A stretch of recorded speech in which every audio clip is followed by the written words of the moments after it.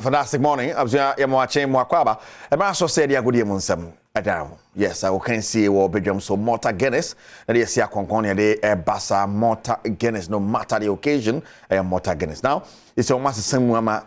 I was I had seen corner Malta Guinness now. No, it's I had seen corner. The friend at seen don't corner Malta Guinness. Yes, can no say I know na here come for one when I pay occasion be say a rehomo.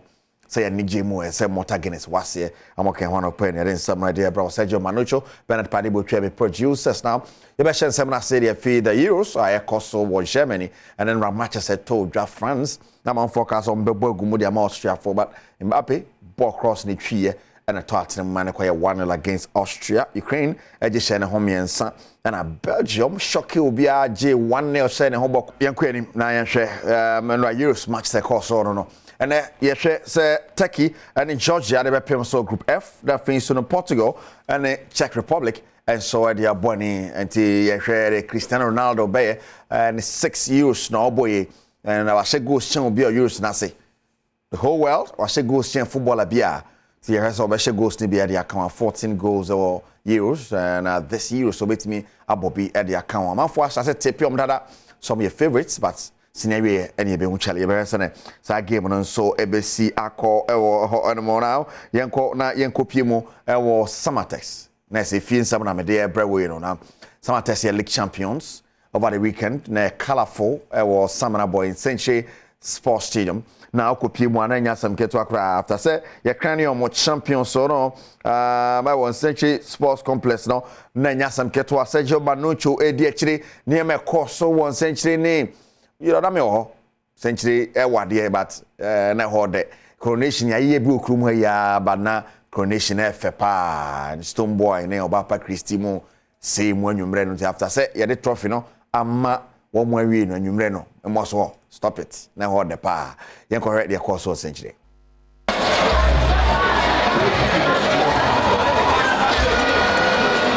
Asana kra league nankasa ebebe wie na chitafu amo Sama Boy ene ne mpatem ehwe ne mu se coronation game a woman Accra Lions ede be poso e won Century Sports Stadium no ebe paso ntempa so ese ne be ya Ghana Premier League cup hwenshan ya esi so no ye de be ma o nyame adom na wotwe awie coronation match no Accra Lions efrim krampopuni mantem akopie Sama Boy a dwumade kese yi wo de pemso Samatex in 1996 oma pomodeni pa ohwa abakosem ye amabaye no Ghana ye league yi mu a na bibia daddy se da etwato no bibi fefefe sei ye baye no kromu ho ni papa pia nkoma ene fie chichi ni benche ebe share park ni so ma eno boy na coronation match no ewie payo efiti bro mo qualify ye enfie mienu ni na chire ni omo da eso ane se da chi bia mu omo akogina mu no my Ghana ya Africa yo makobi enunti wabra omuhu se omaji Ghana league ne pe ena dede ni hyase a ene yo mukruwa ya de ahye omonza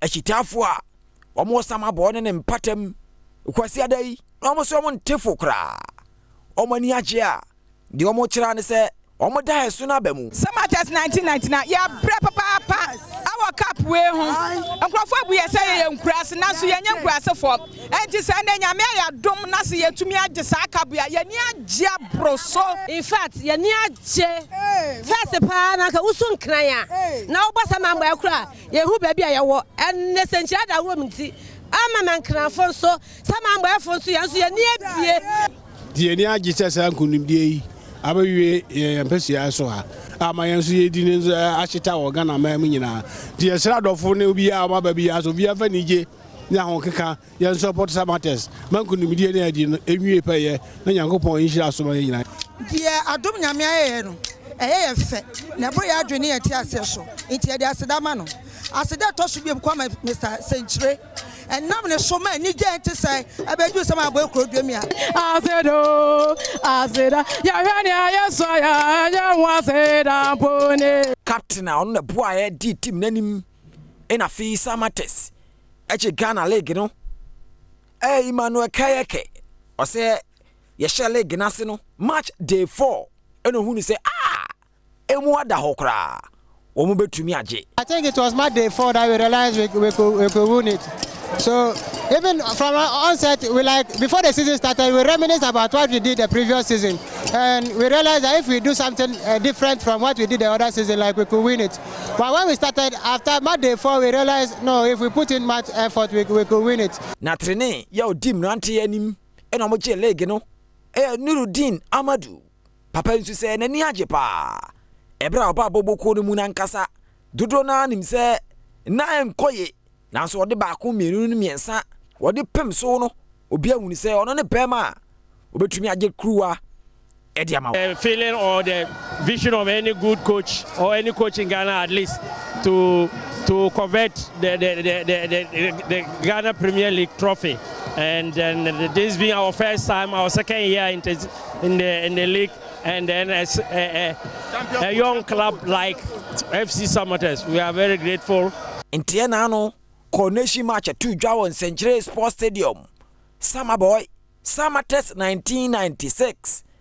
Ghana Premier League 2023-2024 no.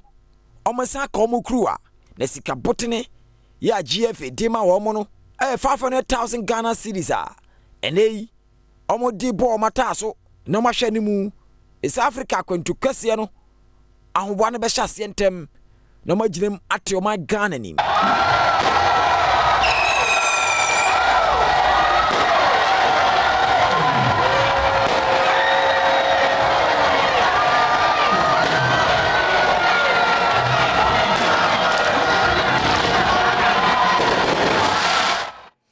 Right, and so FC Samatex, congratulate you on Mr. Century, leader of the team, and of course, Okupimo Samna Boyana Nyasam Ketuakra, Ura Edmonaka, now manager of the club, and honestly, the Edima Boma Biatimi Akoye, and Papa Bojma Papa Kokrum Hobia Bonidin, so Besso Club, the Munema Koye. Coach Nero and boys are cutting in a bomb basso sell by the coronation. No, if you see Krum Hania, I think we're very, very colorful. Moya Mane, Papa, a Samana boy, and I feel you copy more class of folk for more catching Yanko Pon, Siberia house of folk. A Haseko. You start here, Cranabi, Chima Ashe, and Sana has a better Ashe, and I just a pressure, Bania. But on the last day, as a folk at me escaping relegation, there is a call and kind of Nedi, Bobo Corinimo say, one more name your board members. Any penny for the Bobo Kurenim no. Board no winning Tina has a bread. Against anybody who is running the club. Togbe is doing his best. He's doing all his 100% best. But he must have people to work with. You know what I mean? No. If you look at the board, they don't understand football. The board does not understand football. Most of them, they don't understand. I think maybe Ivan Moss understand. Frank Nelson is not at the board anymore. And how do you see this club can run? We are not. Right, and so I know the Mekoso, is according to Jaffa, board no Kasabi Brina and a father vocal, and repem with Nina Bebroni and the Yankopio Metema Kumasas and a Koroko and Random Story about Tomu, and they say, well, my administrative manager, Emmanuel Dasberry. At the Jumanato also on your Jumani beam, and Intia or the Tohon Munchimuni.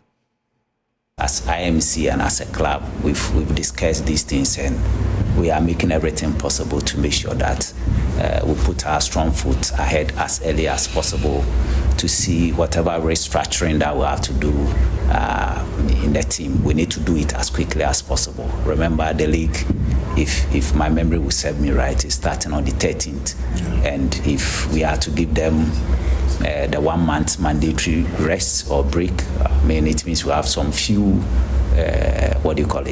weeks to get ready for the season. So basically what I would say is that we have to put our strong foot ahead as quickly as possible and make sure that where we need to restructure, we do it. Well, we say a restructure, and I say a restructure, and you know, the IMC member, and coach of Koroko or the Etudra after says and semi betudra. So that's very and Chairman say when you calf appointment, it's next all day Koroko Jumano etona or Korenim. Tano need if you Koroko to akache by the one Sam so bro na no pay time na bukoff. It's a CDC na the akatwa so at when your birthday, Caroline or say we are Ness, we Western Hills School of Nursing or Fanco Barry and your birthday, Caroline. I'll say happy birthday going out to you. I mean, shout out to Uncle Pa. Yes, and Ebema Morta Guinness. That's a Morta Guinness, ne papa, who did birthday day. Remember Morta Guinness, the Abano, same one fine bino, cano. I had near come up. No problem, okay, when I is some idea, bro. Sergio Banuccio, Bernard Paddy, which we producers. Kijuan Cassani, Erica Sidu, where the Apomodion, some at Twasso, Mrs. Fiamma, Quatamaclo, Coswa, the Herbedium.